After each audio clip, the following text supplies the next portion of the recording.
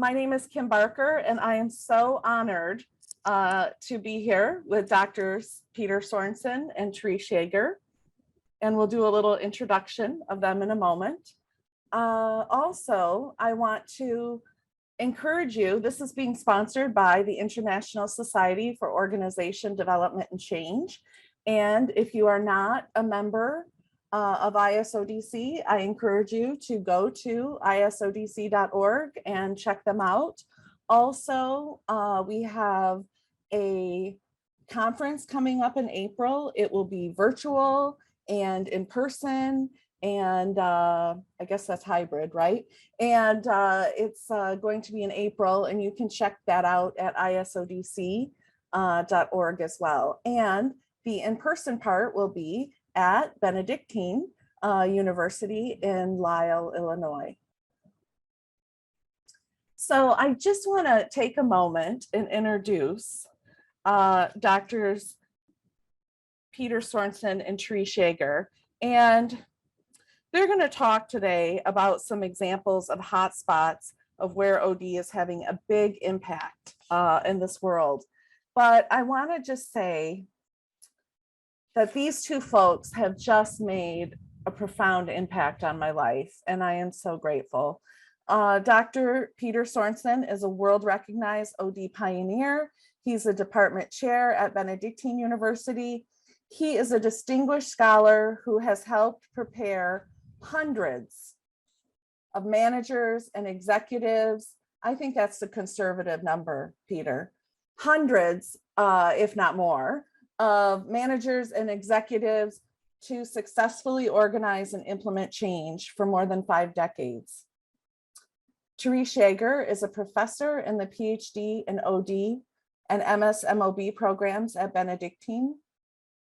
And Therese says that Peter is an icon, a professor and colleague, and he has literally been teaching in this field from the very early days in OD. Again, I just want to say that these two people have had a profound impact on my life. Peter was my dissertation chair, and Therese was always so supportive of me. The PhD changed the way my brain was wired in a good way. And it gave me so many new research methods and ideas that I could just go on and on and on about. But we only have an hour, so I'm going to introduce you to team Peter and Therese. And those who have just entered, I want to say welcome.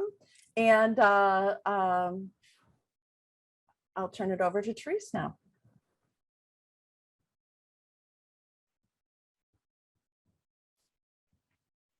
Okay, wait, while we're waiting for Therese. Yes. I just have to say something, okay? That was a very nice introduction. Oh, thank you. And I'm sure that Therese calls me an icon, but there's something even more important, okay? Yes. And I hope that you can see this, right? That's the Palgrave book of the most influential and prominent people in the field of OD, get this, over the last 100 years. Okay. How many bios are in there? 86. But that's not important. Do you know how many women bios are in there? 16. Wow. Over the last 100 years. So Therese is one out of 16 of the most influential and prominent women in the field over the last 100 years. And you talk about making a contribution. That is incredible. Okay, fantastic. All right. Therese, are you ready? Yes, Peter. See, I got even. Okay. Yes, you are both icons. There's no question about that. Let's go. Let's start at the very beginning, like a song. I wanted to recognize that Kim is actually, when she said she's one of our alumni, we are most proud of Kim because it's what our students do after their degree. And Peter always uses the term, he says, it's just the springboard for what happens in the future. And Kimberly Barker's work is exactly that. She used the doctoral program at Benedictine University as a springboard or just a starting point for what she was going to do afterwards. And the book, You Can Create a Positive Change at Work, it's an understatement of what Kim is capable of doing. So thank you for making us so proud, Kim. Good, wonderful work. So Kim has to say, a Benedictine once, a Benedictine always. So thank you for that. Absolutely. Okay. Absolutely. No, are you finished, Therese? I'm done. Okay, I just wanted to mention one more thing. That maybe this is the time to mention it because Kim talked about ISODC in her opening, all right? And I think that we have somebody on from South Africa. Yes. And I just have to say that I think one of the most important organization development work that has taken place, and this is another Palgrave scholar, another one of the 16 women, was by Joanne Preston, all right, who is a major figure, has always been a major figure in ISODC.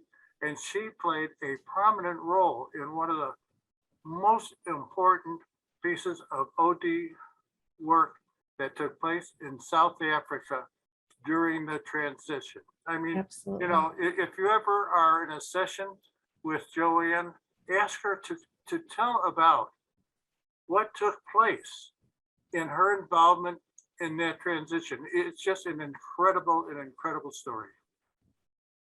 Go ahead, Therese. Thank you. Peter, already I realize on the welcoming slide, it says at the lower left that we're 50 years into the program and we're celebrating what before COVID we were looking forward to celebrating our 25th. So now we could say that we're far beyond 25 years, Peter. We're more like going 27, 28. And the 50 at the lower left on the screen indicates that our master's program, we provided graduate education even before the doctoral program. So we're going to get into some of those funny numbers, but I'd love somebody to be astute enough to say, wait, you're talking about 25 years? Are you talking about 50 years? And Peter's going to talk even longer. So welcome. And I love the topic that Kim actually said, how about this topic of OD and global? And I think that, believe it or not, Peter and Therese have a little bit of data there to share. So slide 2, Peter. Okay, wait. See, I knew Peter would do it. Wait. No, listen, that 50th anniversary, right? You're talking about the 50th anniversary? Yes. Okay, in reality, the foundation of the concept for the program goes back over 60 years. Wow. It started in 1959. It started in CNA Financial, where they established one of the first internal organization development departments. And that department created this concept of the scholar-practitioner collaboration, which was really became the foundation for the early years in the field. And what they did at CNA, they opened up the corporation to universities. We had University of Chicago came in, Michigan came in, IIT came in, Northwestern came in, DePaul came in, and they all published in terms of what they researched there at CNA. So that, in a way, was the foundation of our scholar practitioner PhD program here at Benedictine. I'm sorry for keep on interrupting, Therese, but you just give me all these really great memories. All right, so I have to brag on Peter now. Before I go to slide number 2, this is taking longer than I thought, Kim. That's all right. At the top of the screen is actually Benedictine University, and right in the center is a relatively new building. And on the top floor there, where you could see the 4th floor with lots of glass, that is Sorensen Hall. Did I embarrass you yet, Peter? Because that is where we have lecture series that Kim is familiar with. So in that room, we've had Edgar Schein. In that room, we've had Woodman and Passmore. In that room, we've had Donald Anderson. So that's where we have our lecture series twice a year. So now you can feel part of Benedictine, everybody who's on the call now. Kimberly, she has just given me another opportunity to get even, all right? See, now if you go into Sorensen Hall, all you do is you walk 15 steps, okay, down the hallway, and where do you go? You come to the Yaeger Head OD library. Yep. Nobody in this world has an OD library named after them, okay? Well, you know, Therese Yaeger is one of the people named on the library, but the other one is Thomas Head, who in the early days played a very prominent role in ISODC and turned out to be one of the most published guys in the field. Yep. And all of our dissertations are in that library. Yes, they are. Yes. Now I'm really going to go to slide number 2. A little bit of history, and I want to go back, so as though we're not 20, as though we are just 25 years, although we're not. The program is 25 years old, or our celebration is the 25th celebration. And there's a lot of history there, because Peter would tell you how hard, or how unusual it was for a small liberal arts Catholic college in the Benedictine order to say, let me begin a doctoral program. And of all the Benedictine schools, and when I say that, it's an order unto itself. And there's St. Scholastica, Mount Angel, Mount Mary, St. Anselm on the East Coast, St. Leo's, University of Mary down in Texas, Thomas More, St. Vincent. So all those 16 Benedictine schools said, you're doing what? And Benedictine University said, Peter Sorensen's going to start an OD program. And, you know, today, fast forward, these past 25 years, a lot of those Benedictine schools have started other doctoral programs. And it was like, we put the toe in the water, and other schools started to say, we're going to get in there with you. And so even in Atchison, Kansas, Benedictine College has a doctor, I think it's in nursing, and some of them are in education. But of all the Benedictine schools, Peter, there's only one OD PhD program, and that's with us. I also want to say that because this is part of ISODC and Kim's work here, we are also focused on the element of global in an upcoming special issue of the OD Journal. And it's already in there and going through the final process, because I think, Peter, it is the spring issue. I didn't put spring, but I was going to ask you, is it the spring issue? You asking me? Yeah, I'm asking you. Ask Eric Sandler, that good-looking gray-haired guy who just came on. It's an upcoming issue of the OD Journal. Go ahead, Eric. Yeah, it'll be the May issue. The May issue. So it's out there, and it's we're happy to share it with us. And many of the contributors are Benedictines. So go ahead. Yeah, it really is, in a way, a global issue, and it's highlighting some of our alums. There's an article in there on OD in Asia by Lisle. I mean, absolutely incredible. There's an article in there on China. I believe there's an article in there but certainly on Africa. So there's a lot of international work that went into that publication. So what we could do is end the meeting right now, Kim, and just say we have evidence of it because the special issue is coming out. But we'll go a little bit further and talked about Palgrave scholars, and just a measurement of that I'm proud of, and that is in the 25 years, we have over 256 graduates and alumni of the program. And if there's something that Peter and I take a beating on, it's that we have such good alumni that make us so proud, and we don't stay more engaged with you guys. So our goal in the future is, let's stay in touch and get an update and see how Kim's doing and see how Eric's doing. And even the people on this picture, because the picture, Peter, is one of Peter's favorite places. That is the Copenhagen Business School. And it's an earlier cohort with Betty Nanner and Glenn Williams and Julie Nutter. So I just look at that picture, and even Kevin from China. So it's, wow. I think about that, and the students do take an international trip. And this is just one such photo when we were in Copenhagen, Peter. Yes. It's Peter's proud moments when he gets to go back to his Danish country and talk to the Copenhagen Business School. Can I go to the next slide, Peter? There we go. Not that we have that many of them. So Peter already mentioned this. If Eric wasn't on, Peter is proud that he said that there are 86 people in the 100 years of org change thinkers. What Peter forgot to tell you, he called out myself, but also Ram Tenkazi is professor in the OD program at Benedictine, as is Peter, and both Peter, Ram, and myself are all in the Palgrave handbook. So 3 full-time faculty and 3 of us all in that book.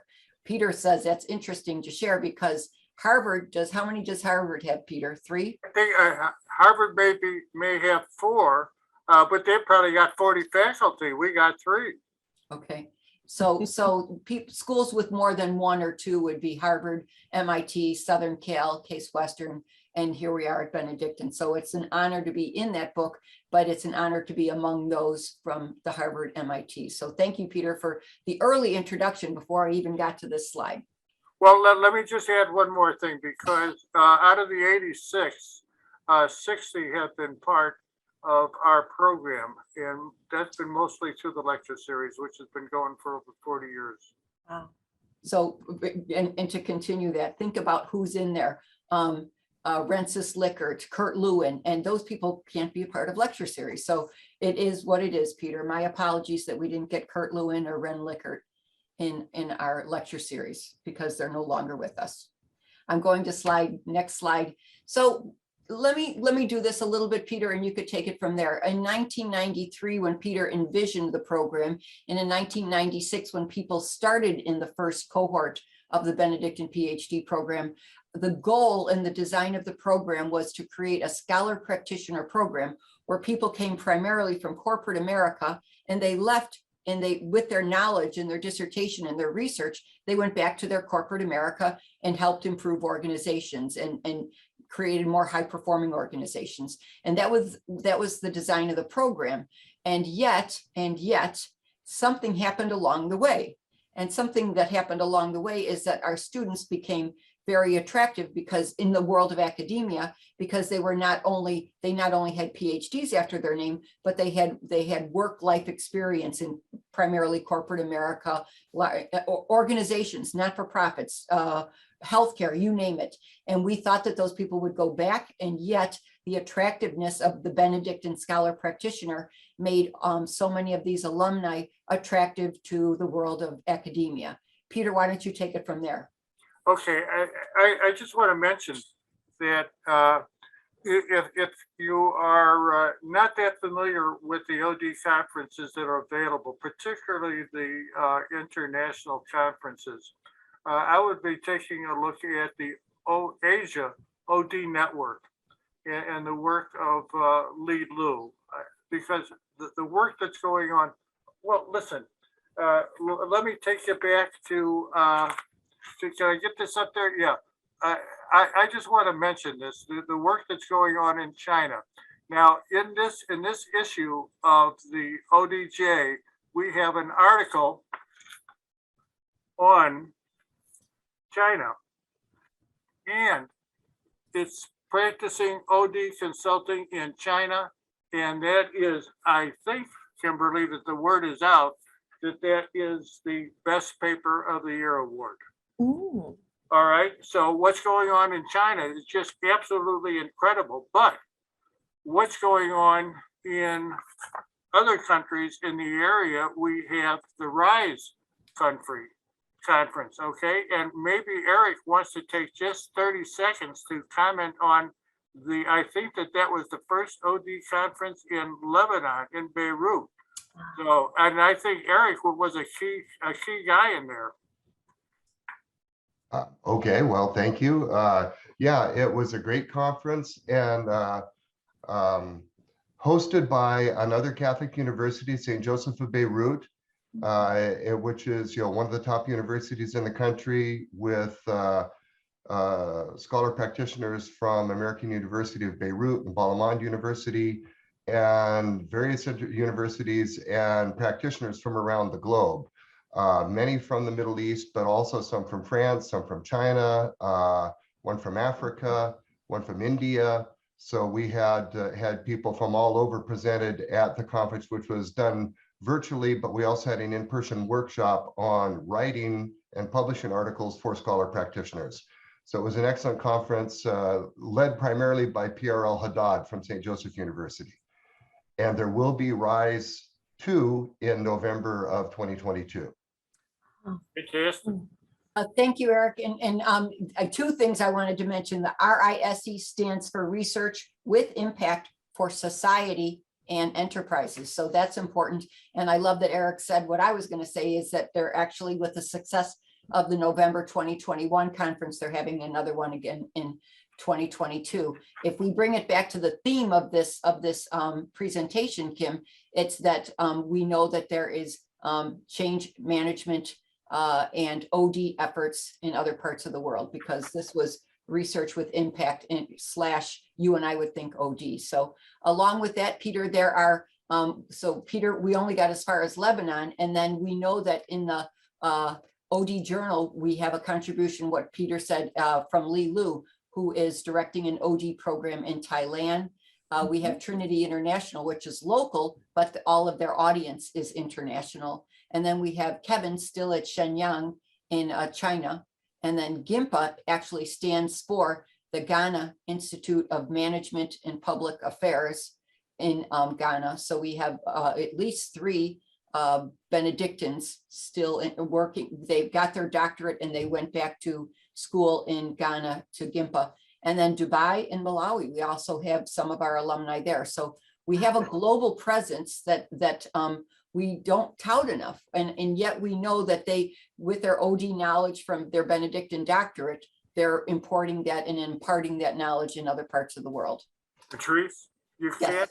can't forget the Lyon conference, because Eric just mentioned the French. And of course, it's, take a trip to Paris, then go another 100 miles. You're in Lyon for the Lyon conference. You want to comment on the Lyon conference, Therese? Yes, for over 20 years, and this is in the journal as well, for over 20 years, Benedictine has had a partnership with Peter's screen actually shows you a certificate for participation in the Lyon conference. And for over 20 years, we've worked with the French for an OD conference. And not only is it just a conference, but it's co-partnered and co-sponsored through the National Academy of Management. And for those of you who are unfamiliar with the National Academy of Management, it's upwards of 20,000 academics. And typically there's a conference every August. And it is academics. Historically, it's academics getting knowledge in August to take back to the classroom in September, if you go back 75, 80 years.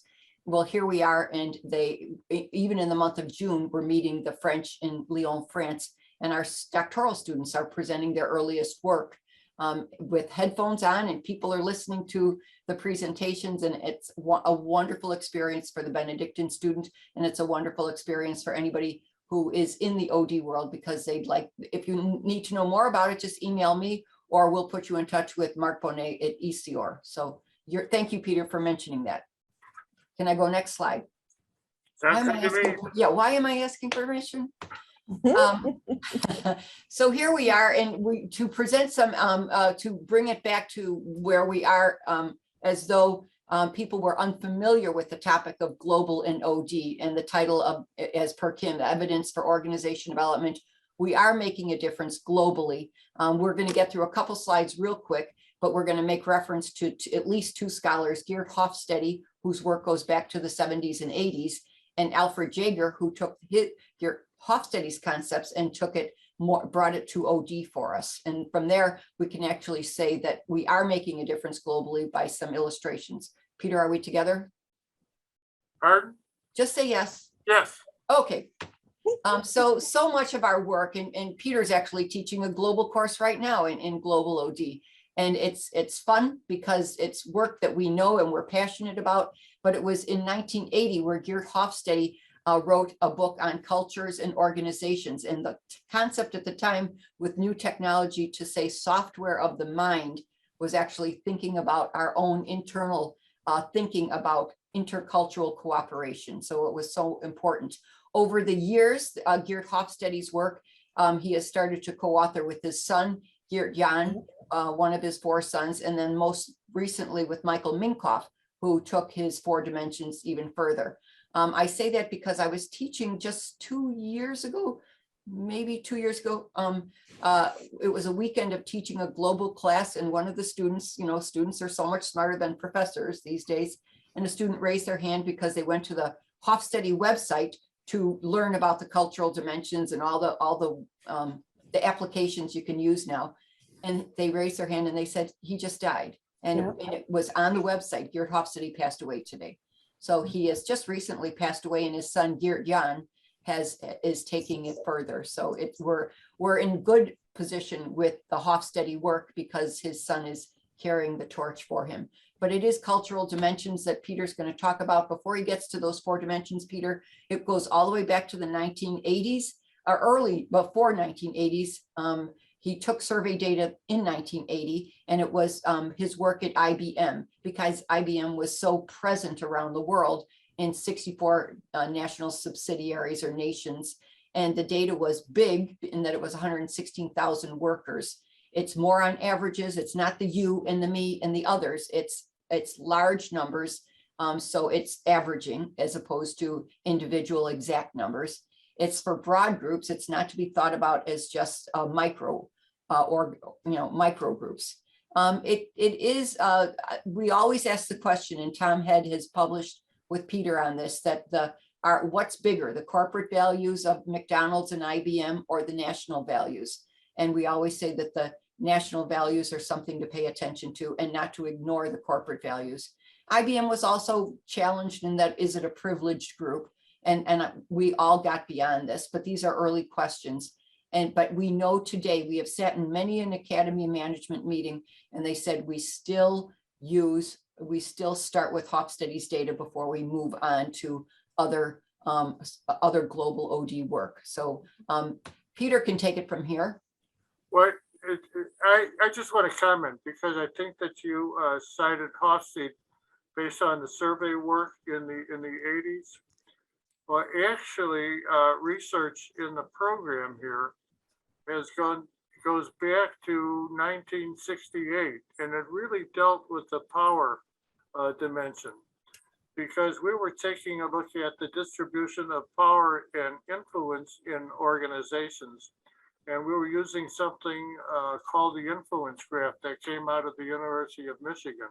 And in '68, we had access at George Williams to a global study. And the findings of that study were highly consistent with what Hofstede found later. And I think you're going to go into Yaeger in just a few minutes, because one of the things that came out of that was the Scandinavian responses were most consistent with high participation organizations. And another thing that we learned during that period was that we did not get any responses to the study from China, because the kinds of questions that we were asking was actually counterculture. So that was a very interesting side finding. So go ahead, Therese. So the 4 primary or early findings was the dimension of power distance, how steep or hierarchical it is from the executive suite down to the worker suite.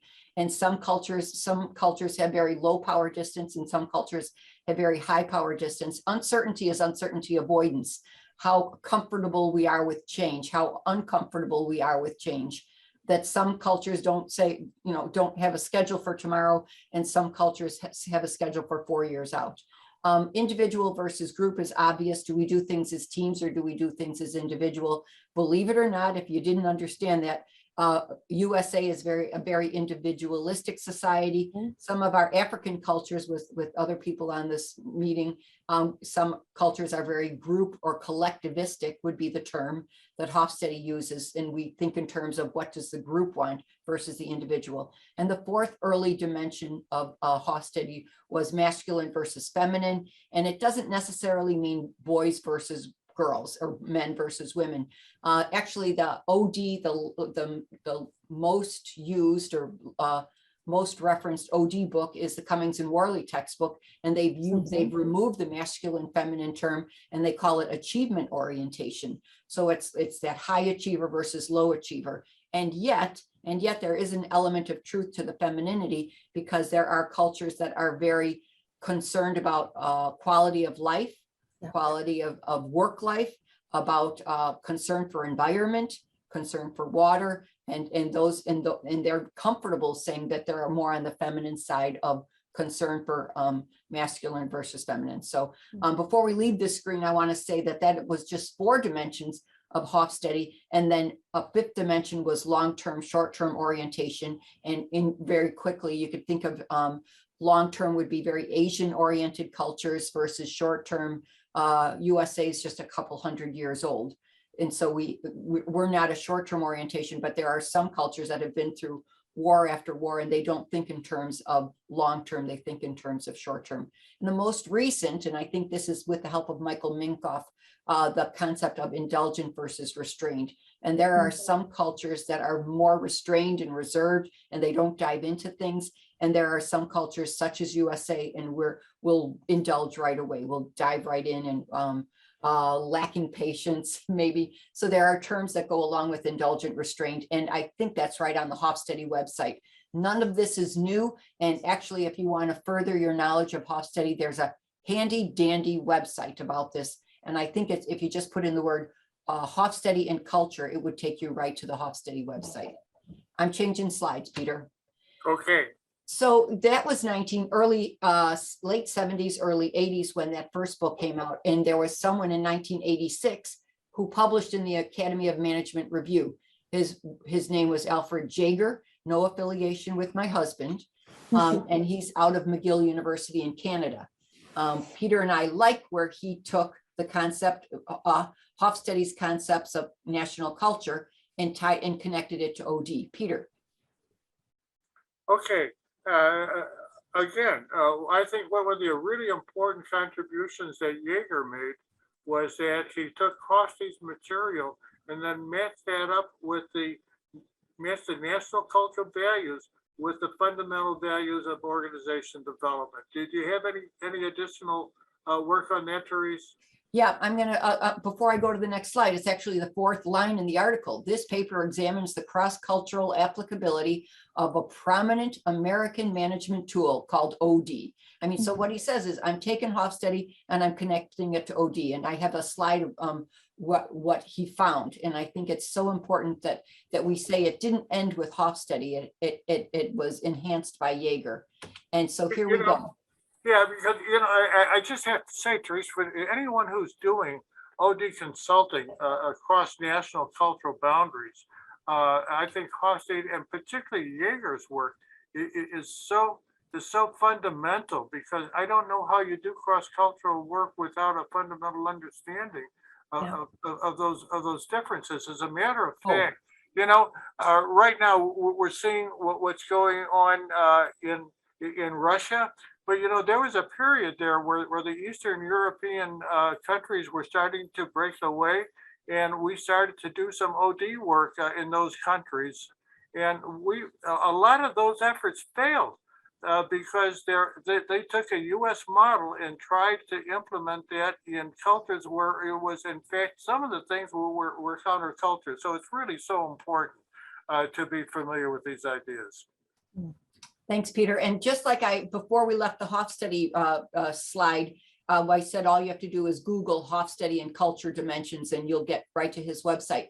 I say this because you could go into Google Scholar right now and plug in Alfred Yaeger and organization development, and this article will pop up. So it's no secret here. This is, if we're teaching a class, we take you through Hofstede and we say, now you really have to know about OD, with what Yaeger found when he connected OD to Hofstede's theories. So when we say, what was it that Yaeger pointed out? He said that there were some cultures, bear with me. There were some cultures that are more fit and to accommodate OD and OD work. So if we take those 4 slides, from the triangle 2 slides earlier on power, distance, uncertainty, avoidance, individual collectivism, and masculine, feminine on the left-hand side of the screen, you could see where Hofstede and even Peter thinks where OD is culturally fit or misfit. Peter, you want to speak to this? Well, I think one of the more interesting concepts there is the work that took place in the US, particularly early work. And you can see on that 3rd line there that there's 2 representations, one focusing more on individualism and one on collectivism. And one of the difficulties that we had in the field was really the counterculture stuff in the US that we were doing, because we had sensitivity training, and sensitivity training was so powerful. Anybody who went through a sensitivity session then went back to corporate and wanted to do it in corporate, and it was just counterculture. And I think that was a period of difficulty because we weren't sensitive to corporate culture, let alone national cultural values. Go ahead, Therese. So truly, if we talk about that first dimension of power distance, the takeaway here on the screen is that OD is low on power distance. So in essence, what I'm saying is more shared power, much more democratic, and we involve others. If we talk about how is it very hierarchical? No, it's more shared power, shared and low power distance. If I go to uncertainty avoidance, it should be, we have low tolerance for ambiguity is what to pay attention to. There are some cultures that they have no tolerance for ambiguity. And yet in OD, the very concept of change management, and I underscore change there, says we have to have a high tolerance for ambiguity. We don't know when we flip the pancake over, is it going to be right or not? I can give you lots of analogies, metaphors there, but there are some cultures that say, no, we like status quo and we don't like you to shake up our status quo. Therefore, we have low tolerance for ambiguity. But to be a change agent or an OD consultant, you have to have that high tolerance for ambiguity. Peter was right about the one on individual versus collectivism. If we did it differently and we put OD smack dab in the middle and said, oh, we're 6 of one and half a dozen of the other, that we're collectivistic and that our thinking is shared, but our appreciation for the individual in the organization is scores us as individualistic, it would look too vanilla if we put it smack dab in the middle. So I think we are both stories, that we have concern for the individual in the world of OD, and yet we work in groups and teams constantly. So we are both. It's not in the middle one, but we are both sides of that coin. And then masculine, feminine, the concern for others, the democratic processes, the quality of work life, so many things speak to it, that it's a less masculine. And Peter, right when I'll put it further down close to the F and feminine there, Peter will remind me that if we don't pay attention to the numbers side, if we don't pay attention to things that make a business machine work, we might be out of business. So we do have to pay attention to the financial side, to things other than the people. So pay attention to everything, not just OD and the people side. So thank you, Peter, for that. I had a couple of professors who would say, if you don't have data, it doesn't exist. Thank you. So where we think that OD is more on the feminine side, we have to pay attention to everything. It's not just our world, it's all the other things that matter as well. We always say, what good is being an OD consultant if there's no organization to consult to? Next slide is what actually Hofstede took to a bigger level, and he took that knowledge of the previous screen and said, now let's apply it to countries. And there are some countries that don't have what would appear to be, they're not compatible with OD values. So on the left-hand side of the screen, you'd see very low versus the right-hand side, very high. And on the left-hand side, very low, you'd see the countries of Venezuela, Peru, Ecuador. You'd see so many countries there, and they tend to be often South American countries. That doesn't mean that we don't do OD there. And then how unique it is that even the USA is there just to the right of Venezuela, where we're only 3 out of 4 of the values compatible with OD. But if you keep moving to the right, you see the Scandinavian countries of Denmark, Sweden, and Norway. And Peter, perhaps you could speak to the very high compatibility. No, I'm just taking. No. I'm taking a look at that, and it's so interesting, because a lot of the early work, in fact, came out of Britain. And if you think about Germany, it was a response to the rise of Nazi Germany, which really served as the foundation for the field of OD. And that was the work of Kurt Lewin.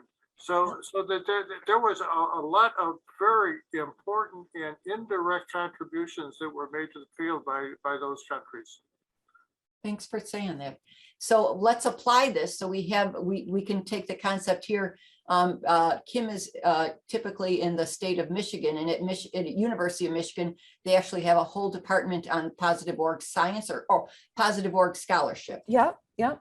And we're capturing that with the concept of appreciative inquiry. And Peter and I, working with others, have actually focused on Cooperwriter's concept of peak experience, when things are working at their best, when things actually jive and things gel and things work well. And working with a Swedish understudy of Peter's from Sweden, he said, let's do some work here. And we were able to capture data from 100 US executives and said, talk about your peak experience. And we actually used the OCI, the org culture inventory, and they would fill out that circumflex. And then a takeaway from that is we have them flip it over and tell the story. You know, you just scored it. What was the story that you connected with? And they would tell stories, whether they were post office executives and they got all the mail delivered on time, or when somebody in another department said teamwork or your team won't deliver on time, and by Joe, they delivered. So this was peak experiences looking at US executives. Peter, that wasn't good enough for you. You wanted to look at another country, correct? Yeah, we wanted to see what the cross-cultural difference is, because we had one group that was very consistent with the OD values. Then we had a third one that we were anticipating that it would be very different. Yeah, so we thought the Swedish executives, well, they're from, they're up there in the cold, and maybe Sweden would look different. And we were surprised that Sweden scored the same way the US people did, with task accomplishment and teamwork at the top in leadership. So Peter said, let's try an Asian culture. And we had data from the Chinese executives, and we were just amazed at the universality of the peak experience approach, that the US and the Swedes and the Chinese all said task accomplishment was when things were peak experience at my work or in my work life, that task working to accomplish a task, meeting the deadline, working with the team, focusing, working alongside leadership, all those personal, all those elements of accomplishment came through in their data that they told the story on. So I like the concept that the Chinese executives actually scored the fourth. What ranked fourth was friendship. I think that's so important in Asian cultures. So, but yes, but just a very quick comment on that, because when we followed up with interviews, the stories about when things were really, in a sense, at their best was consistent across cultures. But it's interesting because things were at their best when they were at their worst. All right. And that was, we were just so interested in the responses, because they said, well, when we're really at our best, when we are confronted by adversarial conditions, we said, well, please explain that, because when there's an external, a really important threat, what it does, it creates what we try to do in the field of organization development. It created a common sense of mission. It created a common sense of this is what we have to do, and we have to do it together. So external adversarial events really were creating what we try to do in OD. Wow. Okay, Therese. So Peter made me already explain. So this is so easy, Kim. This is just evidence of our working with the French for the 20 years. It organized by ECOR in Lyon, France, in partnership with the Management Consulting Division of the Academy of Management, the ISODC, there's ISODC on there, and Barcelona, Spain, the EADA Business School there in Barcelona. So it's actually happening this June, and you'll see Benedictine students there. Our students have to go there or attend an international conference before they retire, and maybe Kim and Eric can speak to you if you want to talk about that offline. But moving from that, Peter, we could stay on this one forever and talk about the opportunities working. I think our world gets smaller when the doctoral students get to sit with people from other parts of the world and share. I can give you one example where I was working with a doctoral student, and the concept of fun emerged in her data. And there she went to France, and somebody said, I want to do a doctoral dissertation on the concept of fun in organizations. And boy, it was a marriage made. And I think they've stayed in touch forever because it's emerging data. The concept of stress is coming out in the spring issue of the OD Journal. And do you know, it was just 20, maybe 22 years ago that Rami Shani's OB textbook, Peter, he was so proud to say that he had a chapter in his OB textbook on organizational stress. If you go back 25 years ago, OB textbooks didn't talk about stress. And here we are saying now it's common talk, but here we are, an upcoming journal article, OD Journal article is on the kind of stress reduction in manufacturing during COVID. So it's so timely. Peter, after this, I get to say it's a thank you slide. Oh, well, listen, there's just, I would like to make two very quick comments. Because you mentioned appreciative inquiry. There's the one, for me, a particularly element of appreciative inquiry. And what we find is that appreciative inquiry is very, very extensive in Africa. And if you are interested in the application of organizational development in Africa, this is the most comprehensive work that I am familiar with, all right? So that's a reference for you if you're interested in OD in Africa. But Peter, what's the name of that book? I don't know. Oh, It's creating opportunities for change and organization development in Southern Africa. awesome. It's by a guy by the name of Dalitso Solomoyo. Yeah. And a central theme there is one that is kind of related to appreciative inquiry, and that's Ubuntu. All right. And there's been several articles that have been done on Ubuntu. Now, closing comment. This is an absolutely essential read for anyone who's in the field of organization development.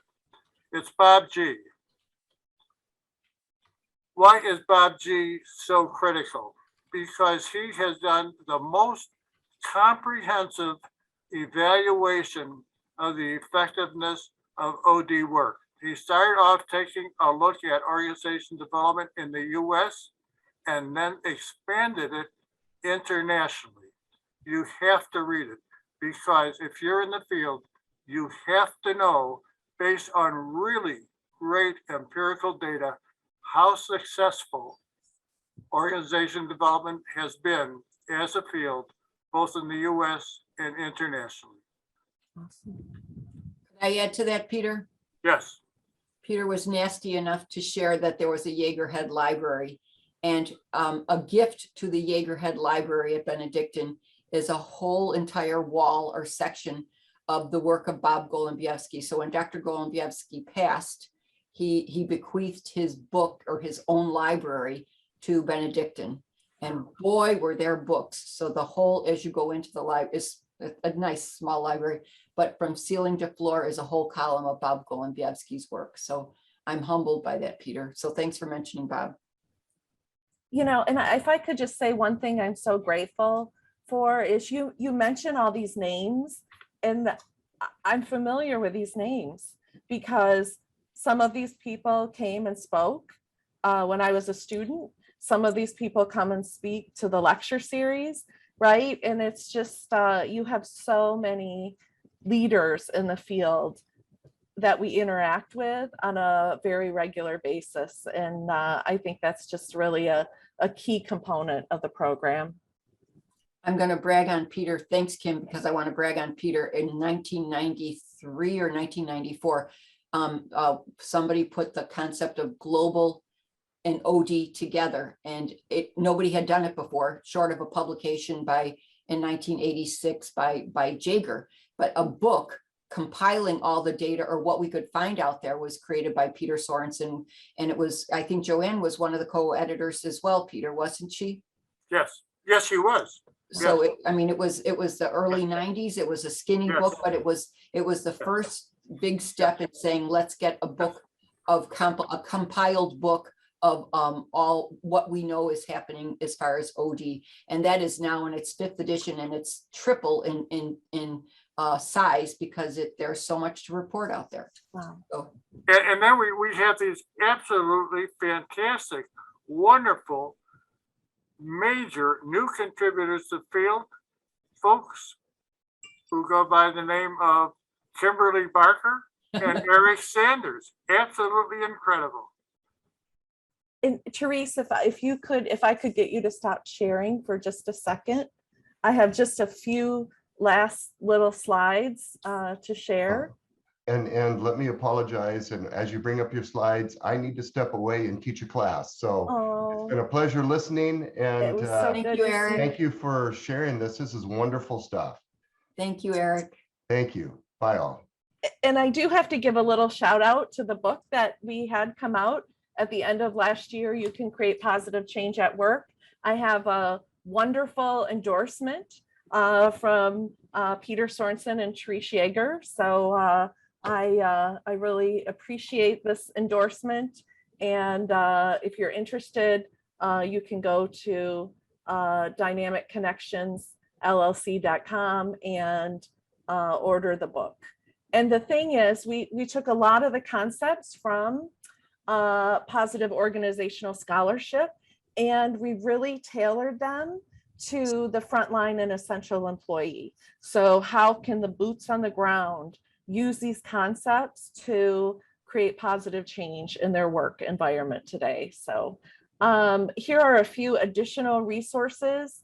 We have a ISODC LinkedIn group, which is very active. We have a Culture Change and Leadership LinkedIn group, which is also very active.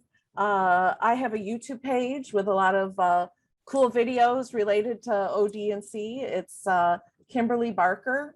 And please go to isodc.org for membership information on how you can be a part of this incredible organization. I credit many individuals from this organization with helping me and giving me some tough love to complete my dissertation on time.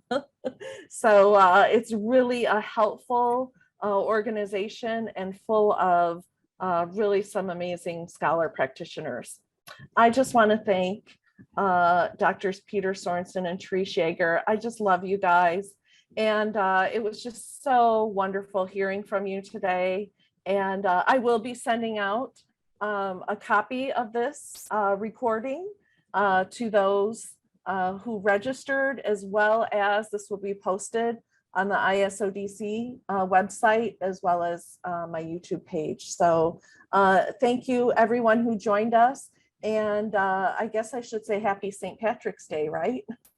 Yes, happy St. Patrick's Day. Happy St. Patrick's Day. So thank you so much, guys. Thanks, Kim. Thanks for letting us do this.